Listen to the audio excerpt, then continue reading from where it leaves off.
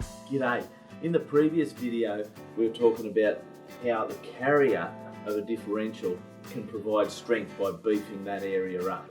Now the other area is to do with our pinion shaft. Now this can provide quite a substantial amount of strength to a differential. In a standard setup differential, this is my old pinion gear out of the front differential. We have that little sleeve there. It's called the collapsible spacer. And effectively what we're doing, when we put the bearing on, I'll grab this bearing here. Okay, so this bearing sits on there and all of that sits down inside here. So the crown wheel can engage with the pinion, etc. Okay, that gives you a bit of an idea. Now, what we're talking about. Lots of jingly bells going on tonight. So the collapsible spacer is sitting there. Then we've got this bearing that sits there. The spacer is what holds those two bearings apart, and it holds them exactly the right amount. So when we're building the diff, we tighten a nut down on here. If I grab the nut, which I've got here, okay, so that nut screws on there, and our drive flange is on there. So that's all held together. This is setting the distance. What we do, we tighten this nut up and we collapse this spacer so that it sets the correct preload and the correct depth of our pinion. Now, what happens when we go extreme four-wheel driving?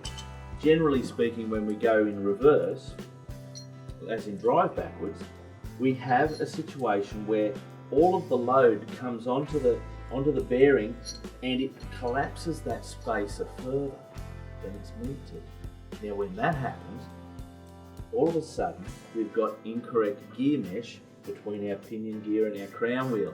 So now we're going to have a little bit of a sloppy drive line going on here. Now if that happens a couple of times, we're going to split gears, we're going to damage our teeth on our pinion or our crown wheel, and we're going to have to do a diff rebuild. So what we do, this is really cool, we put a solid spacer in. Now these come with a bunch of shims so that we can set up the correct loading. We put a solid spacer in there. Now when I go wheeling and engage reverse gears, the one where most of the problems happen, there's nowhere for anything to collapse. So the preload on the bearings stays as it should be. So it makes my differential a whole heap stronger. Now the other thing that goes on when you do that, look at the diameter of the pinion shaft in that area. Now it's pretty big and it's certainly strong. Look at it now. It's a whole heap bigger. So we also strengthen that area of the shaft. Why is that important? You imagine that bearing is a fulcrum point and we push on that.